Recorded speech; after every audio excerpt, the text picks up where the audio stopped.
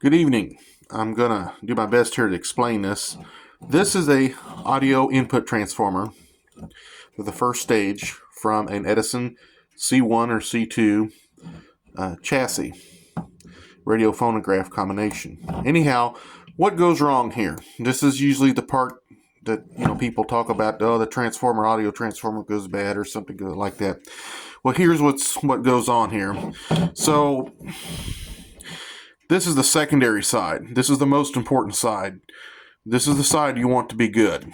Okay, the primary side, you definitely want it to be good, but there's two connections here. So on here, this here goes to the radio. That's the phonograph. And this lug here goes up to your 26. Okay, on the secondary, 8,000 ohms.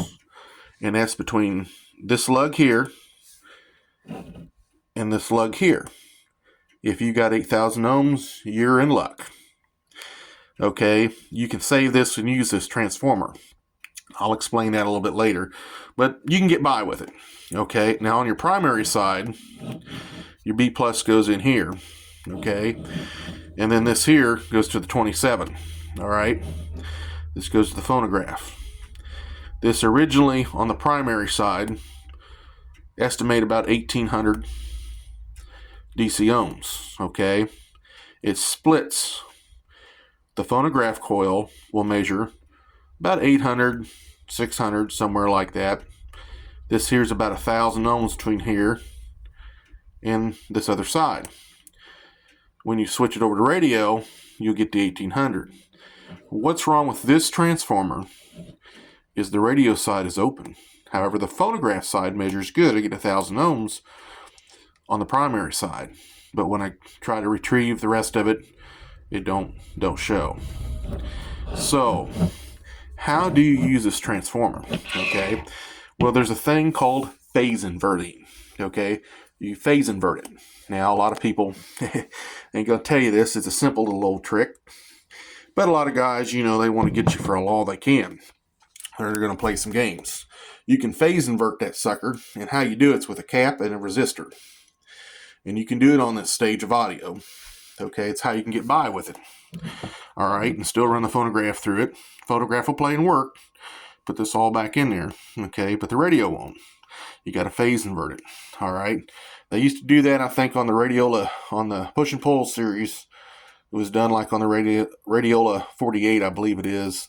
They didn't have a primary side. They just used a phase inverting transformer on that, which is basically the other half. They didn't even use a primary side at all. It was just a secondary, and they phase inverted it with a cap and a resistor.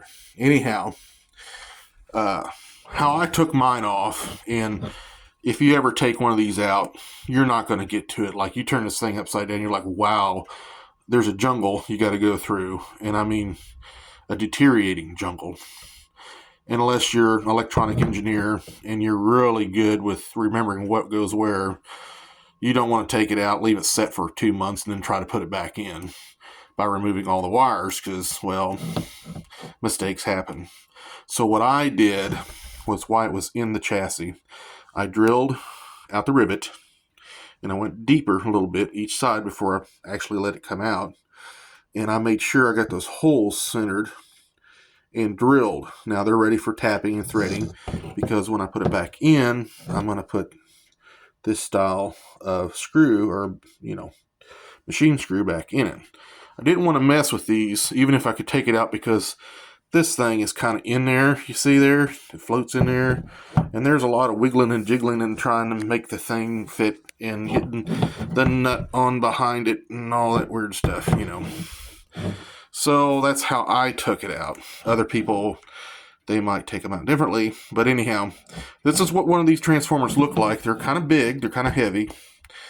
And but it's got a secondary on the primary for the phonograph. They're kind of hard to find because of that.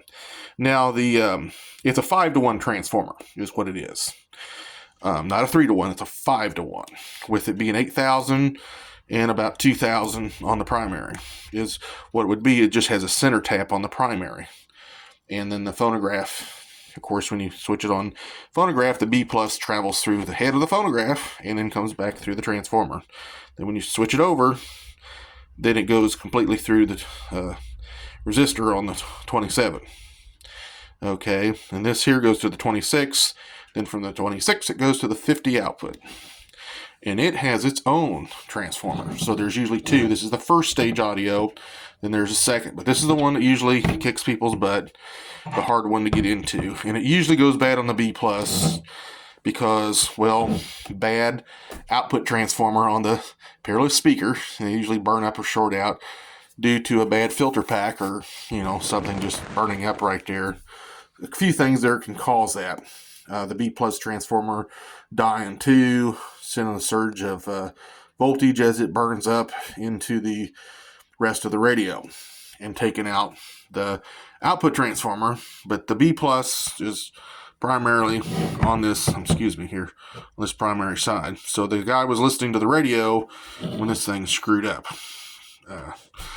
That's why we still have a phonograph. Anyhow, I just thought I'd kind of put it out there, let you see what it was. It would be nice to rebuild it and put it back in. It's on legs and everything. It's designed to go in there like this, because if you go trying to mount another type in there, you're going to have hum isolation that's just really crazy. You've got to use this transformer to actually get it right, or you could just have to simply mount something outside the chassis. It's hard to get around the hum oscillation. It is definitely a leprechaun's trick, how those things was put together. Anyways, thank you very much.